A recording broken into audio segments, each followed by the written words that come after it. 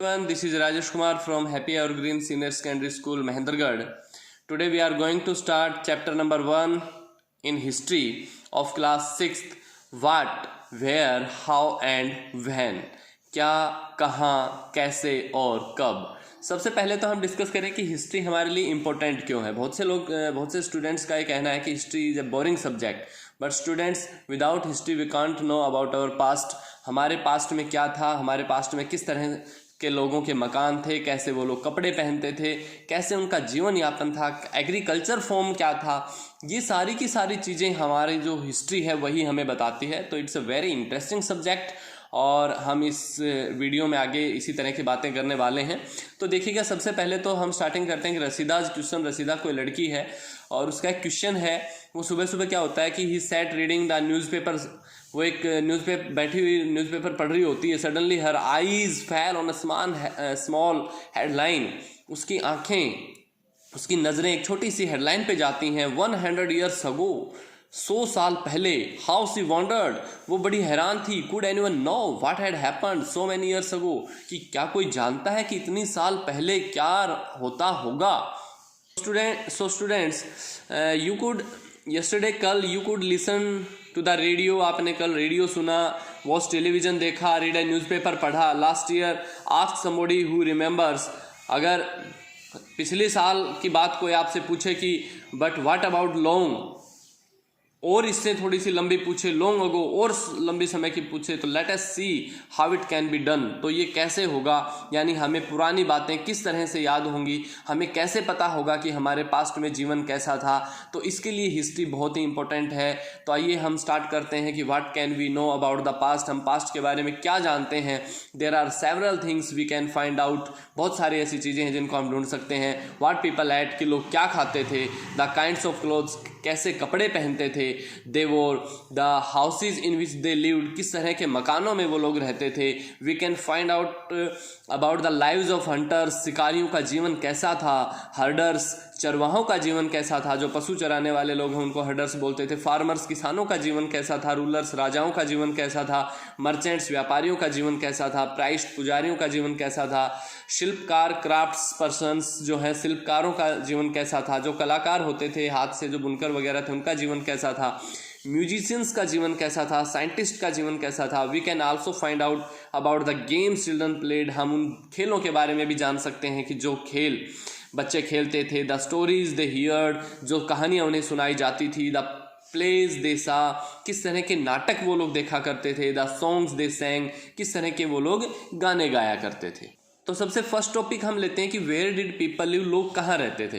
Find the river Narmada on map first. Map first पर अगर हम नर्मदा नदी को देखते हैं, people have lived along the banks of the river for several 100,000 years. हजारों साल पहले लोग नर्मदा नदी पर रहते थे, के तट पर रहते थे. Some of the earliest people who lived here were skilled gatherers. जो लोग यहाँ पर रहते थे उनमें से बहुत सारे तो स्किल गैदरर्स का मतलब वो लोग जो भोजन इकट्ठा करते हों, जो भोजन को संग्रहित करते हों, ऐसे लोगों को गैदरर्स बोला जाता है. स्किल्ड यानी निपुण. They knew about the vast wealth of plants in the surrounding forest. जंगलों में फैले हुए पौधों की कीमत को वो लोग जानते थे. एंड कलेक्टेड रूट्स, जड़ों को इकट्ठा करते थे. Fruits and other forest produce for their food, फलों को इकट्ठा करते थे और दूसरे जंगल उत्पादित वस्तुओं को जो उनके भोजन के लिए उपयोगी थी. दे आल्सो हंटेड एनिमल्स, वो अपने भोजन के लिए पशुओं का शिकार भी करते थे. Now find the Sulaiman and Kirthar hills to the north west. अब आपको ये दो पहाड़ियाँ आपको तलाश करनी है. मैप में मैं आपको दिखा रहा हूँ, ये मैप आप देख पा रहे हैं यहाँ पे. तो ये आपकी केथर और सुलेमान हिल्स हैं यहाँ पे, ये आप देख पा रहे हैं. मैं इसकी पिक भी इसके वीडियो के साथ भेजूंगा, जिसमें आप बहुत सारी चीज़ें इसमें से देख पाएंगे. जैसे आपकी ये इंडस रिवर है ना, जैसे ये विंध्या पर्वतमाला है यहाँ पे, ये नर्मदा और तापी नदियाँ हैं इसमें, ये गंगा और इसकी ट्रिब्यूटरीज जो इसकी सहायक नदियाँ हैं, ये भी आप देख पाएंगे. आगे हम पढ़ते हैं इसमें कि हम आगे बढ़ते हैं. Some of the areas where women and man first began to grow crops. जहाँ पर इन लोगों ने सबसे पहले खेती बाड़ी शुरू की. Such as wheat and barley, जो गेहूँ और जौ थे. अबाउट 8,000 ईयर्स अगो, लगभग 8000 वर्ष पहले located here people also began rearing animals, लोगों ने पशुपालन को शुरू किया, लाइक शिप जैसे कि भेड़ें, गोट, बकरियां एंड कैटल और दूसरे पशु, एंड लिव्ड और रहे इन विलेज, गांव में रहते थे। Locate the Garo hills north west and Vindhyas in central Asia, तो विंध्याज रेंज जो है मैंने आपको बताई यहाँ पे है, और जो गारो हिल्स आप देख पा रहे हैं ये हमारे ईस्ट में है, गारो हिल्स जो इंडियन मैप में आप देख पा रहे हैं यहाँ पे। एग्रीकल्चर डेवलप्ड हुई, the places where rice was first grown are to the north of the Vindhyas, Vindhyas के उत्तर में वो ये जगह ऐसी थी जहाँ पे सबसे पहले चावल की खेती की गई, चावल की खेती की जाने वाला स्थान है ये। आगे हम देख रहे हैं कि trace the river Indus and its tributaries, tributaries होता है सहायक नदियाँ, इंडस नदी और उसकी सहायक नदियों के बारे में हमें ट्रेस करने के लिए कहा गया है। तो हम यहाँ पे देखेंगे ये जो नदी आपको दिखाई दे रही है ये नदी जो है ये इंडस नदी है, ये इंडस रिवर है, और ये इसकी ट्रिब्यूटरीज हैं, सहायक नदियाँ हैं जो झेलम है, चिनाब है, रावी है, सतलज है, ये इसकी सहायक नदियाँ हैं। तो ये आप इस इंडियन मैप में आप देख पा रहे हैं कि ये इंडस रिवर है। पे ट्रिब्यूटरीज के बारे में बताया गया आपको कि are smaller rivers that flow into a larger river, जो छोटी नदियां बड़ी नदी में मिलती हैं। अबाउट 4700 ईयर्स अगो, 4700 साल के करीब पहले, some of the earliest cities flourished on the banks of these rivers. Later about 2500 years ago cities developed on the banks of the Ganga. 2500 साल पहले की अगर हम बात करें तो गंगा नदी के तट पर आबादी बढ़ना शुरू हुई, एंड इट्स ट्रिब्यूटरीज और इसकी सहायक नदियां जैसे अलोंग द सी कोस्ट, और साथ साथ जो समुद्री तट जो है, यहाँ जो आप देख पा रहे हैं ये हमारा जो समुद्री तट है, इसके साथ साथ जो शहर बसे हुए हैं उनकी चर्चा यहाँ पे की जा रही है। Locate the Ganga and its tributaries called the Son, जैसे कि गंगा और उसकी सहायक नदियाँ और खासतौर पे सोन नदी।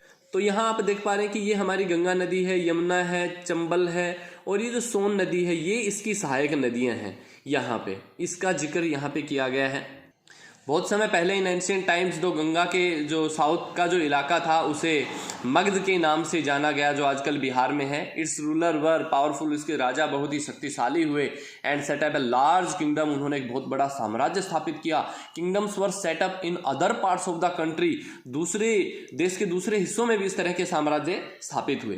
Throughout people travelled from one part of the subcontinent to another, subcontinent means उपमहाद्वीप, ऐसा लैंड एरिया जो 3 तरफ से पानी से घिरा हुआ हो, 3 साइड से कवर हो पानी से, ऐसे एरिया को हम सबकॉन्टिनेंट कहेंगे।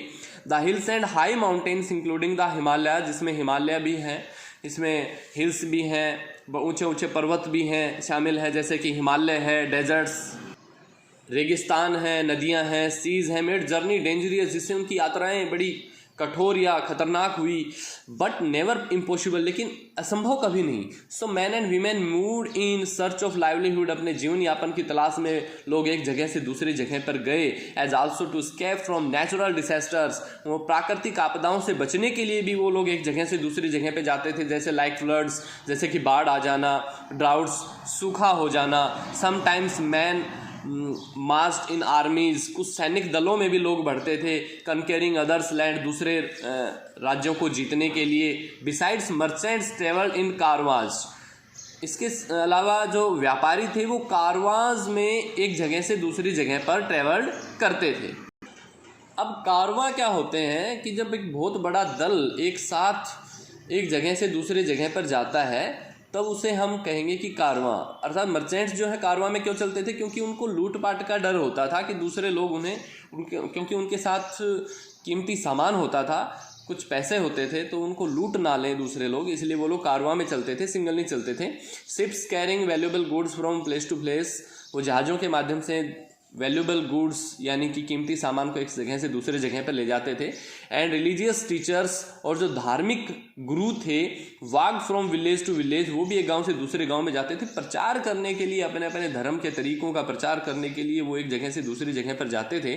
Stopping to offer instructions and advice on the way, यानी लोगों को रोकने के लिए कि इस तरह के काम ना करें, कुछ इंस्ट्रक्शंस देने के लिए वो लोग एक जगह से दूसरी जगह जाते थे. Finally some people perhaps travel driven by a spirit of adventure. कुछ लोगों का ये था कि हम कुछ ऐसा नया करें, जैसे कि कुछ नई जगहों को तलाश करना, है ना, कुछ एक्साइटिंग प्लेस को डिस्कवर करना. All this led to the sharing of ideas between people. इन सभी चीज़ों से क्या हुआ कि विचार धारा जो है वो एक जगह से दूसरी जगह पर गई. यानी जब तक हम जब हम एक जगह से दूसरी जगह पर जाते हैं तो हमारी सभ्यता संस्कृति की जो बातें हैं वो भी हमारे साथ कहीं ना कहीं जाती हैं, या हम जब दूसरी जगह पर जाते हैं तो हम वहाँ से भी कुछ ना कुछ सीख करके आते हैं. आपने देखा है कि जब से हमारा ट्रांसपोर्टेशन बढ़ा है तब से हम ये मान सकते हैं कि बहुत सारा जो बदलाव है हमारी संस्कृति में वो आया है. जब से हमारा नेटवर्क एरिया बढ़ा है, या हम ये कह सकते हैं कि कम्युनिकेशन स्किल्स हमारे जब से बढ़े हैं, या हमारा दूरदर्शन जो बढ़ा है, उसके बाद हमारा ज़्यादातर हमारे जो चेंजिंग जो आए हैं वो इसके बाद ही आए हैं, क्योंकि हम जान पाए कि देश विदेशों में होता क्या है, प्रदेशों में हो क्या रहा है, किस तरह की भाषा का वो यूज़ कर रहे हैं, किस तरह के कपड़े वो लोग पहन रहे हैं, किस तरह के डिसीज़ वो लोग खा रहे हैं, किस तरह की बीमारियां महामारियां वहाँ पे फैली हुई हैं. तो ये सारी चीज़ें एक जगह से दूसरी जगह पे जाने पे हमें पता चलता है. तो अगला जो टॉपिक है हमारा वो है why do people travel now days. आजकल लोग एक जगह से दूसरे जगह पर क्यों जाते हैं, ये हम क्लियर करेंगे हमारे अगले वीडियो में. इस वीडियो में सिर्फ इतना ही. I hope you will be safe and healthy at home. और लास्ट में एक आपसे रिक्वेस्ट है कि जो भी आपके आसपास कोई ऐसा परिवार इस कोरोना की जंग में असहाय हो गया है, जो भोजन के लिए भी तरस रहा है, तो प्लीज़ ऐसे लोगों की आप हेल्प करें.